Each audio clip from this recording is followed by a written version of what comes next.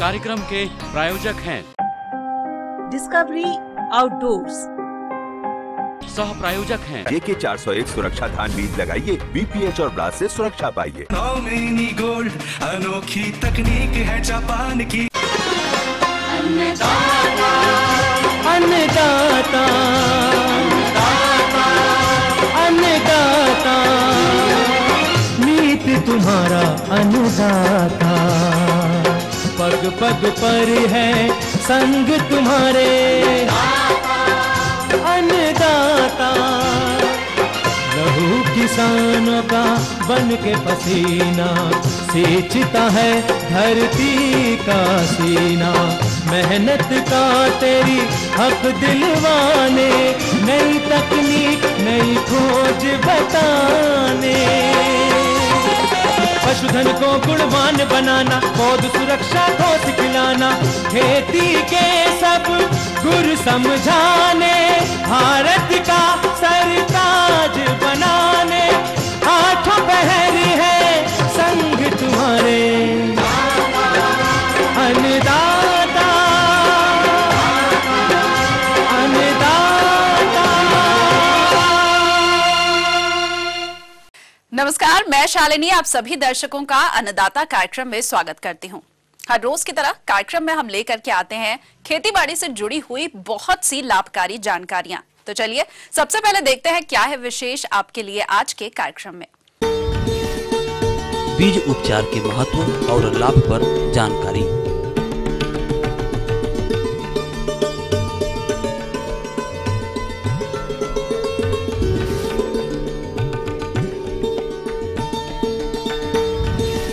उर्द की उन्नतशील किस्में और बुआई तकनीक।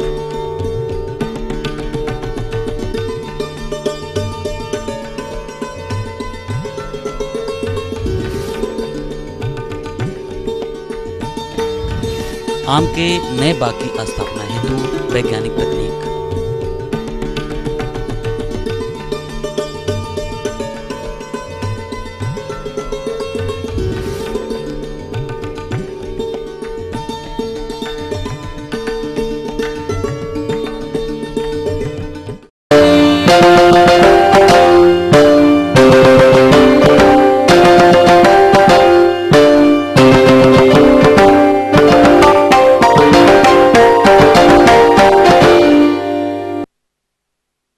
किसान भाइयों, जैसा कि आप जानते हैं कि यह किसी भी फसल का मुख्य आधार होता है बीज। बीज स्वस्थ तो फसल स्वस्थ, और इसके लिए हमारे वैज्ञानिक बीज उपचार की सलाह देते हैं। तो इस कार्य में किसान भाइयों आपको कौन कौन सी तकनीकी बिंदुओं को ध्यान में रखना है, आइए जानते हैं विषय विशेषज्ञ रमाकांत शर्मा से। जिस तरह फसल में बीज चयन महत्वपूर्ण होता है, उसी प्रकार बीज उपचार करना भी अत्यंत आवश्यक है। आधुनिक समय में खेती की निरंतर बढ़ती हुई वैज्ञानिक प्रगति से तभी लाभ हो सकता है जबकि उन्नत किस्मों के शुद्ध व अच्छी गुणवत्ता वाले बीजों की बुआई की जाए, साथ ही उसे पूर्णतः उपचारित कर लिया जाए, क्योंकि अधिकांश बीमारियां बीज जनित होती है। प्राय ये देखा गया है कि कृषक भाई फसल बोने से पहले बीज को उपचारित नहीं करते हैं। उनकी ये धारणा होती है कि बीज को उपचारित करने से कोई फ़ायदा नहीं होता है, वह बीज को उपचारित करने में आलस करता है।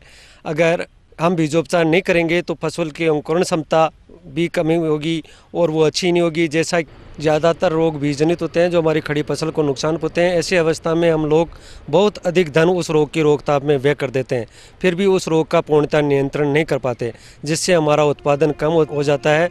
इसलिए फसल बोने से पहले बीज को उपचारित करना चाहिए।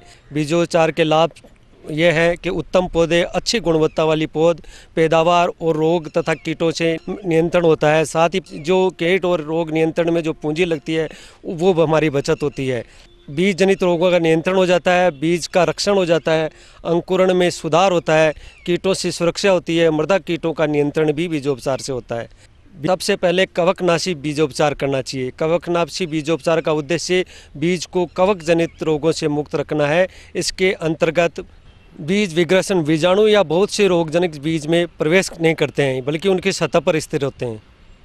बीज रक्षण, बीज में प्रवेश करने या उसकी सतह पर स्थित होने के बजाय अनेक रोगजनक जीव मृदा में होते हैं। वे बुआई के बाद बीज और पौधों को क्षति पहुंचाते हैं।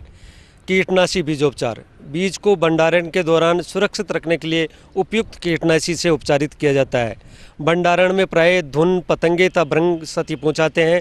इसके अतिरिक्त मृदा में सूत्रकृमि, दीमक तथा अन्य कीट पूर्वाती पौधों को नुकसान पहुँचाते हैं।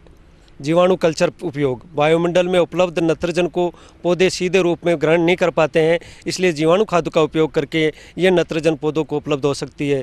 जीवाणु कल्चर सूक्ष्म जीवाणु युक्त टीका है जिसमें सहजीवी सूक्ष्म जीवाणु राइजोबियम, स्वतंत्र सूक्ष्म जीवाणु एजोडोबैक्टर या शैवाल होते हैं। दाल वाली फसलों के लिए राइजोबियम जीवाणु काम में लेते हैं और बिना दाल वाली फसलों के लिए एजोडोबैक्टर काम में लेते हैं। इसके अलावा फास्फोरस के लिए फास्फेट विलयशील जीवाणु काम में लेते हैं। 1 हेक्टेयर बीज हेतु 3 कल्चर पैकेट 600 ग्राम काम में लेवें। 1 लीटर गर्म पानी में 150 ग्राम गुड़ घोलकर ठंडा कर लेवें व इसमें कल्चर पैकेट अच्छी तरह मिलावें। तैयार घोल को बीजों पर छिड़ककर हल्के से मिलाएं। उपचारित बीजों को छाया में सुखाकर 12 घंटे के अंदर बुआई करें। किसान भाई खरीफ फसलों में विभिन्न तरह के कवकनाशी प्रयोग करें, जिसमें उड़द मूंग को 10 ग्राम ट्राइकोडर्मा या 3 ग्राम थायरम से उपचारित करें। साथ ही जीवाणु खाद के रूप में राइजोबियम व पीएसबी कल्चर के पैकेट 3-3 पैकेट प्रति हेक्टेयर के लिए उपचारित करें। मूंगफली में 2 ग्राम बाइवेस्टिन से उपचारित करें। साथ ही राइजोबियम व पीएसबी कल्चर से उपचारित करें। तिल फसल को 2 ग्राम थायरम प्रति किलो बीज उपचारित करें। साथ ही एजोडोबैक्टर व पीएसबी कल्चर का उपयोग करें। ज्वार, बाजरा, मक्का फसल को 3 ग्राम थायरम प्लस 2 ग्राम बाइवेस्टिन प्रति किलो बीज से उपचारित करें। साथ ही राइजोबियम एवं पीएसबी कल्चर से उपचारित करें। जिन भाइयों को सोयाबीन बीजनी है उन्हें 2 ग्राम बाइवेस्टिन प्रति किलो बीज उपचारित करें। साथ ही राइजोबियम जेपोनिकम से बीजोपचारित करें। साथ ही पीएसबी कल्चर भी काम में लें। किसान भाइयों, उपयुक्त बताए गए विधियों से बीजोपचार कर किसान भाई अपनी फसलों की बुआई करें, जिससे अधिक उत्पादन प्राप्त कर सकें।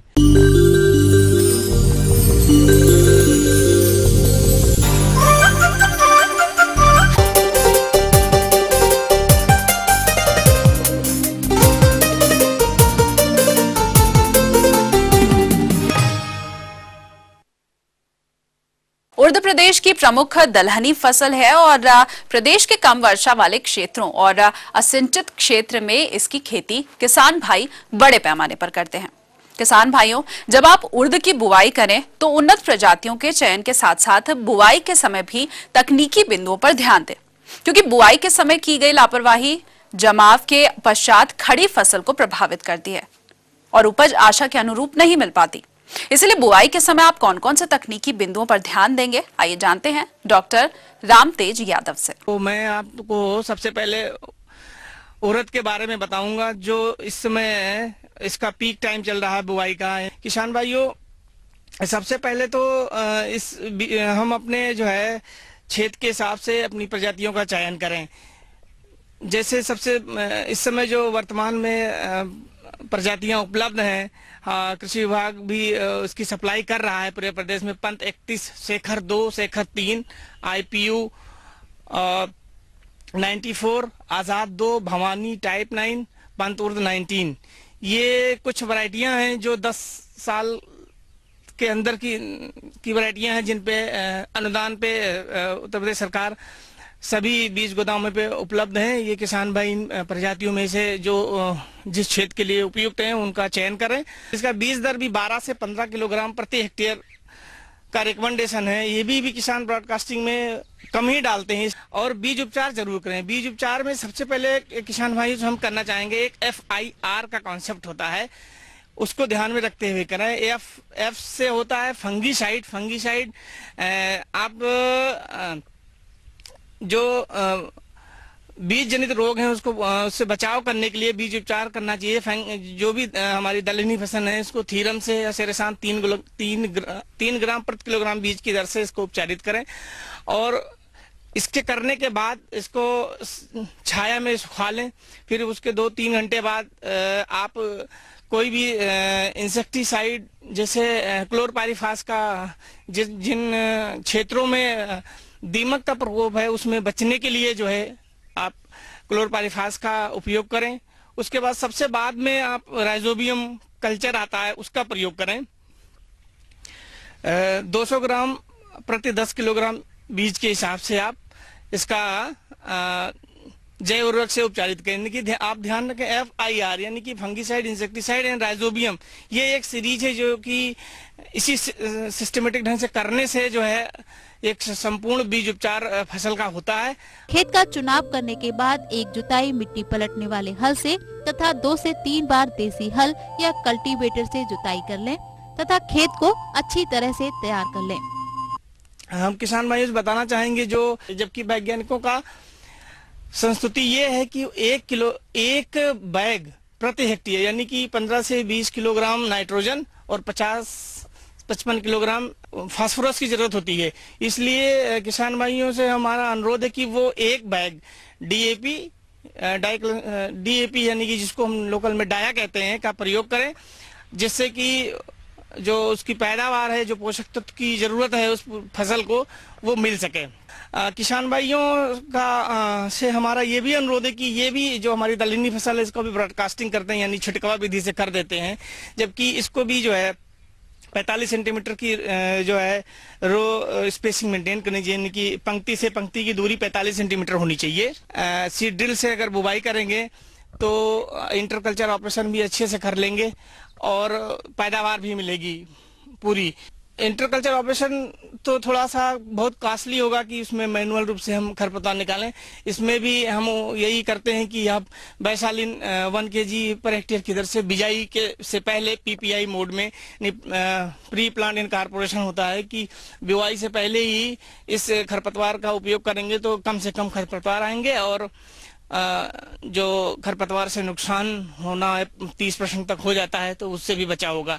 तो किसान भाइयों, ये कुछ वैज्ञानिक तरीके थे, इन तरीकों को फॉलो करेंगे तो जो आपको वर्तमान में जो पैदावार लेते हैं इससे 1.5 से 2 गुना तक आप पैदावार ले लेंगे।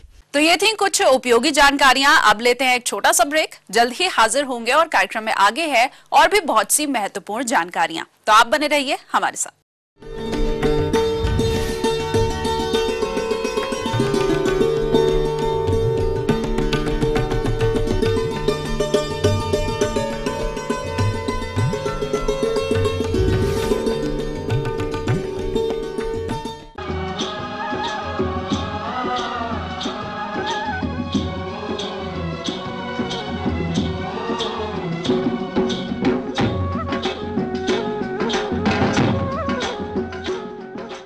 ब्रेक के बाद एक बार फिर से आप सभी दर्शकों का अन्नदाता कार्यक्रम में स्वागत है। बढ़ते हैं अगली प्रस्तुति की ओर।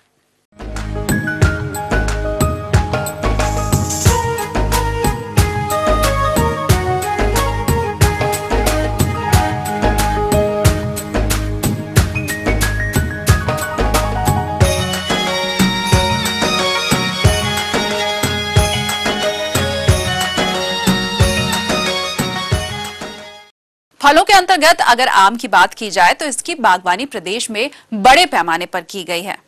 अगर आप नए बाग की स्थापना करने के इच्छुक हैं तो आने वाला समय आम के पौधों में रुपाई हेतु उपयुक्त है, लेकिन स्वस्थ बाग की स्थापना हेतु रोपण के पूर्व और रोपण के समय वैज्ञानिक बिंदुओं पर आपको ध्यान देने की आवश्यकता होगी, जिस विषय पर विस्तृत जानकारी दे रहे हैं कृषि ज्ञान केंद्र बरेली के डॉक्टर अजय सेन चौधरी। जो किसान हमारे बगीचा लगाना चाहते हैं उसके लिए अभी से जो है तैयारी करना शुरू करें। एक तो जिस खेत में जो है बगीचा लगाना है वो प्रॉपर रूप से जो है एक समतल हो, जिससे पानी खेत के चारों तरफ जो है पहुंच जाए और हर कोने में जो है पानी की व्यवस्था जो है हर हालत में होनी चाहिए। पानी का साधन भी सुनिश्चित होना चाहिए। फिर बात आती है खेत का रेखांकन, जिसको लेआउट मानते हैं हम। तो लेआउट करने के लिए एक सामान्य रूप से जो है हमारे यहाँ जो व्यवसायिक आम की जातियाँ हैं उनमें खास करके लंगड़ा है, चौसा है, दशहरी है, बम्बई है, इनको लगाया जाता है। तो आम तौर पे हम मान के चलते हैं कि दशहरी का बगीचा अधिकतर लोग लगाते हैं। तो दशहरी सामान्य रूप से 10 बाई 10 मीटर की दूरी पे, लाइन से लाइन मतलब 10 मीटर और पौध से पौध 10 मीटर की दूरी पे लगाते हैं।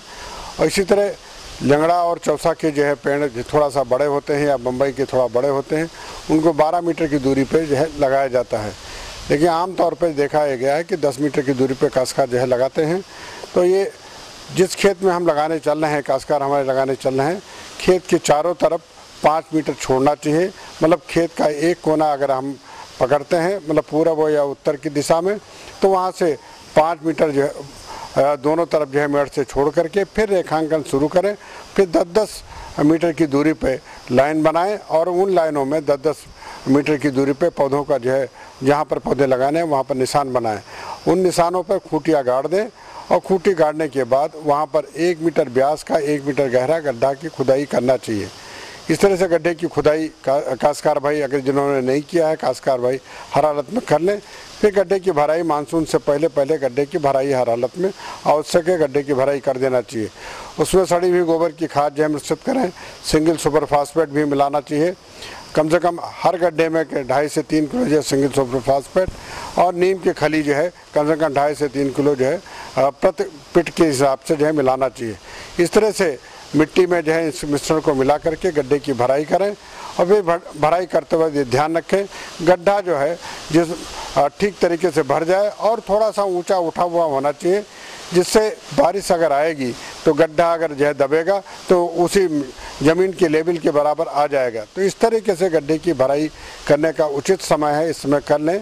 फिर ध्यान ये रखें मानसून का जब ढलान हो, मैंने कहने मतलब मानसून की शुरुआत में पौधों की रोपाई नहीं करनी चाहिए, मानसून की ढलान पर ही पौधों की रोपाई करना है। कहने मतलब कि अगस्त के अंत में आप जो है पौधों की काश्तकार भाई हमारे रोपाई उनकी जो है करें। तो अच्छी नर्सरी से पौधे ला करके रोपाई करना है, जहाँ पर 1 साल के पौधे हों, मतलब 1 साल पहले की जो कलम बंधी है और उसमें ठीक कलम हो, उनमें जो जुड़ाव हो ठीक तरीके हो और जो ऊपर की जो शाख ली गई है उसमें वो मदर प्लांट जो है जो अच्छा होना चाहिए, मतलब उनकी फलत अच्छी हो, उनका कलर डेवलपमेंट, उनकी साइज अच्छा हो उनके फलों की। ऐसे पौधों की जो है मदर प्लांट से जो है पौधे तैयार किए गए हों, मतलब ये ध्यान रख करके ही पौधों को खरीदना चाहिए।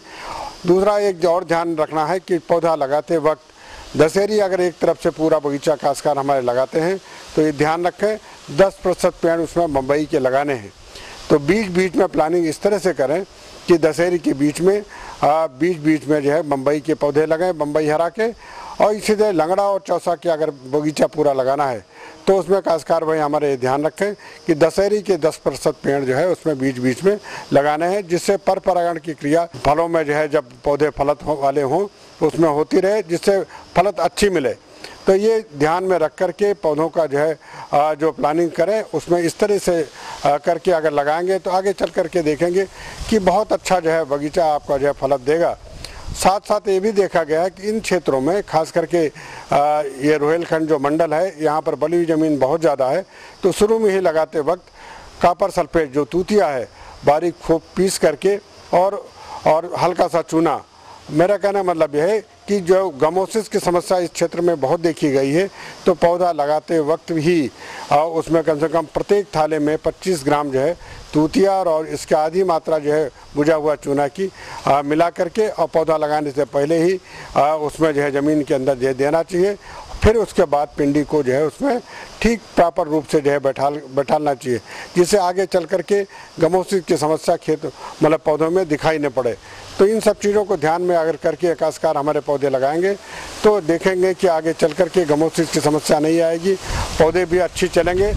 और NPK की मात्रा भी शुरू में ही थोड़ी सी मात्रा जो है देनी चाहिए, जिससे नाइट्रोजन है, फास्फोरस है, पोटास की कमी जो है शुरुआत में पौधों को जो है नहीं होने पाए।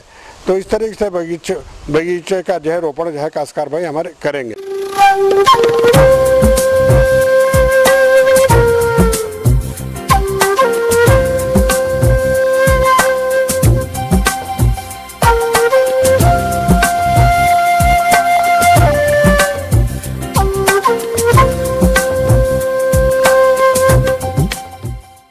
मौसम के अनुसार प्रबंधनों पर ही टिकी है आपकी खेती बाड़ी, और इसीलिए मौसम पूर्वानुमान और उस पर आधारित साप्ताहिक कृषि सलाह इस प्रकार है। गोविंद वल्लभ पंत कृषि एवं प्रौद्योगिक विश्वविद्यालय पंतनगर के कृषि एवं मौसम विभाग के वैज्ञानिक डॉक्टर HS कुशवाहा द्वारा भेजे गए मौसम पूर्वानुमान रिपोर्ट के आधार पर इस सप्ताह पंतनगर एवं इससे लगे उत्तराखंड राज्य के ऊधम सिंह नगर एवं नैनीताल जिलों के मैदानी क्षेत्रों तथा इससे लगे पश्चिमी उत्तर प्रदेश के मुरादाबाद, रामपुर, बिजनौर, पीलीभीत, शाहजहांपुर, बरेली एवं बदायूं जिलों में इस सप्ताह के आगे आने वाले 4 से 5 दिनों में इन क्षेत्रों में दिन के समय मध्यम से घने बादल छाए रहने, दिन एवं रात्रि के तापमानों में गिरावट होने के कारण दिन का अधिकतम तापमान 34 से 36.2 डिग्री सेंटीग्रेड तथा न्यूनतम तापमान 24 से 26.6 डिग्री सेंटीग्रेड के मध्य रहने, सुबह के समय वायुमंडलीय हवा में नमी की मात्रा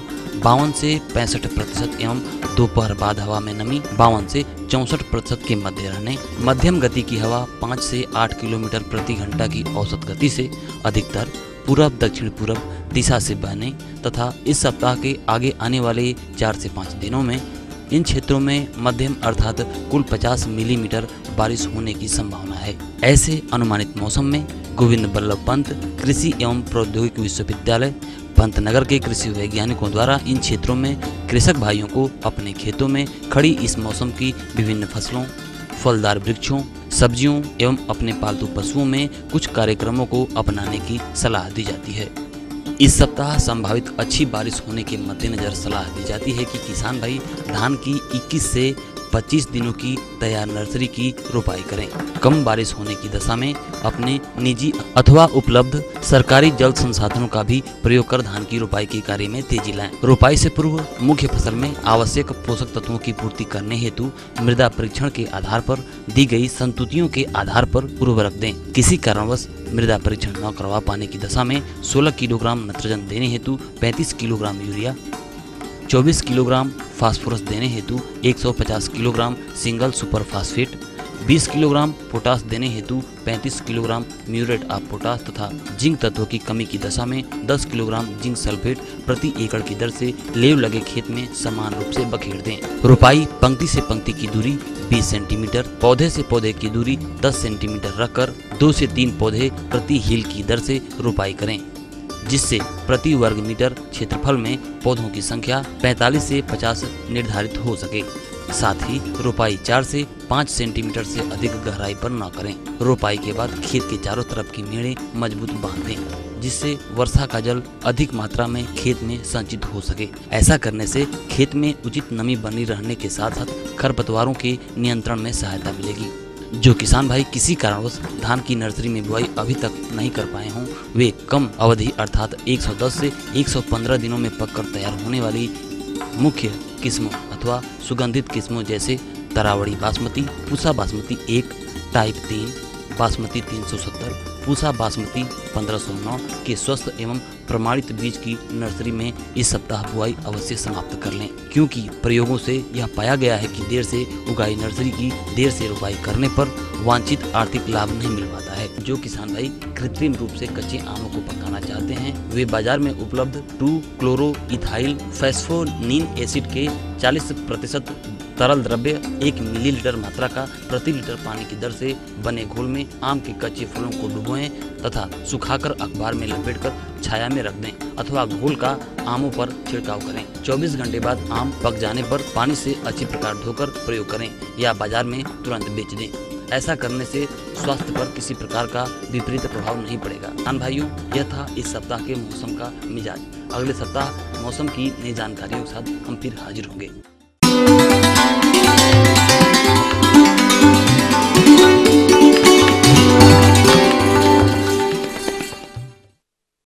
अन्नदाता हेल्पलाइन निःशुल्क फोन संपर्क सेवा के माध्यम से आपके द्वारा पूछे गए प्रश्नों में से एक या फिर 2 महत्वपूर्ण प्रश्नों को हम अपने कार्यक्रम में शामिल करते हैं और इसी के तहत आज का चयनित प्रश्न और उसका जवाब इस प्रकार। निःशुल्क अन्नदाता हेल्पलाइन में आज हमने जिस प्रश्न को शामिल किया है उसे पूछा है औड़िहार गाजीपुर के गोरख चौहान ने। आपने गाजर घास के नियंत्रण पर जानकारी चाहिए, तो इसके लिए देखिए कार्यक्रम का यह अंश। बहुत सारे ऐसे खरपतवार हैं जो हमारे स्वास्थ्य को प्रभावित करते हैं, लेकिन उनमें कुछ ऐसे गुण भी होते हैं जिनके बारे में हम जानकारी रख करके इनसे छुटकारा पा सकते हैं। ये एक आम खरपतवार है। ये जो भारत के 10 विषाक्तकारी खरपतवार हैं उनमें से एक है। इसे कांग्रेस घास या पार्थेनियम कहा जाता है। ये खरपतवार शहर, गांव, हर जगह की समस्या बन चुकी है। ये इतनी तेजी से विकसित होता है जो देखते ही देखते उस पूरे एरिया को कवर कर लेता है कि ये पार्थेनियम जहाँ होता है, इसको अगर पशु खा लेते हैं तो उसमें एक्जिमा बीमारी और कई तरीके की बीमारी फैल जाती हैं कभी कभी तो अधिक मात्रा में खाने पर पशुओं की मृत्यु भी हो जाती है। जहाँ पर ये पौधा पाया जाता है उसके आसपास में आस्थमा जो एक रोग होता है जिसे सांस की बीमारी कहते हैं, वो बहुत तेजी से फैलता है। इस खरपतवार के आसपास रहने वाले मकान में जो लोग रहते हैं उनमें अक्सर आस्थमा बीमारी देखी गई है। इसके साथ ही ये खरपतवार भूमि की दशा भी खराब कर देता है, जो भूमि की उपजाऊपन को प्रभावित करता है। यह एक सामाजिक समस्या है। हमारे किसान भाइयों के खेतों पर, मेड़ों पर, घर के आगे पीछे, सरकारी बिल्डिंगों के पास, चरागाह में यह आज बहुतायत रूप में पाया जाता है।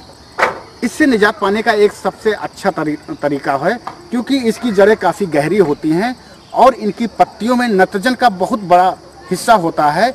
अगर हमारे किसान भाई ये आप फूल देख रहे हैं, ये फूल आने के पहले इसको काट करके और जो आप कंपोस्ट खाद बनाते हैं उसमें इसको अगर डाल दे रहे हैं तो सड़ करके कंपोस्ट खाद जो आपकी तैयार होगी उसमें नाइट्रोजन की मात्रा ये बढ़ा देता है। तो हमारे किसान भाई अपने आसपास के इस विनाशकारी पौधे को जहाँ भी देखें उसको उखाड़ करके, काट करके और जो पशुओं का मलमूत्र डालते हैं उसमें डालकर ढक दें। इससे उन्हें 2-3 तरीके का फायदा होगा। एक तो अगर ये नष्ट हो जाएगा तो उनका स्वास्थ्य प्रभावित नहीं होगा, साथ में आपका भी स्वास्थ्य प्रभावित नहीं होगा। इसमें एक खुजली, एक्जिमा जिसे कहते हैं, अगर ये लग जाता है तो उसमें खुजली की भी बीमारी हो जाती है। तो मेरा किसान भाइयों से अनुरोध है कि वो जहाँ भी इस प्रकार के पौधे देखें, इसकी वानस्पतिक वृद्धि की अवस्था में इसे काट करके और जहाँ कंपोस्ट खाद बना रहे हों उसमें दबा दें।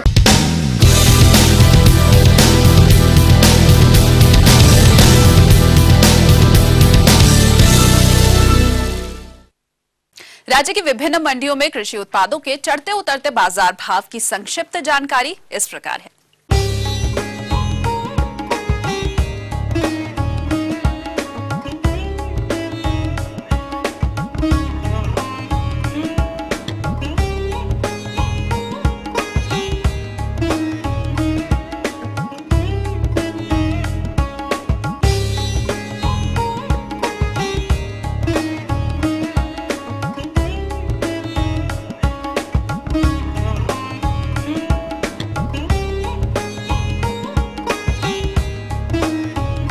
हम ये उम्मीद करते हैं कि आज का कार्यक्रम आप सभी दर्शकों के लिए उपयोगी रहा होगा।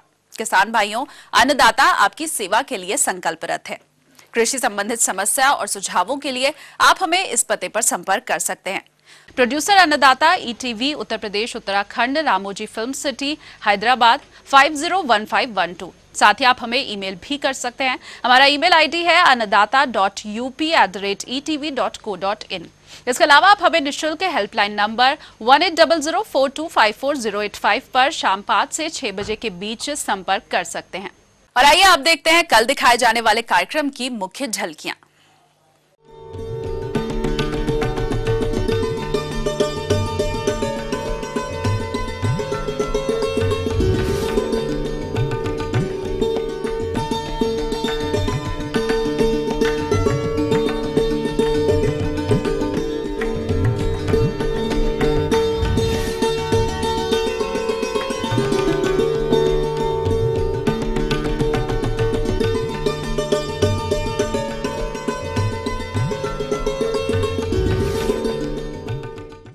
तो फिलहाल अन्नदाता की पूरी टीम को दीजिए इजाजत। कल फिर से इसी समय आपसे होगी मुलाकात कृषि संबंधित कुछ और रोचक जानकारियों के साथ। नमस्कार।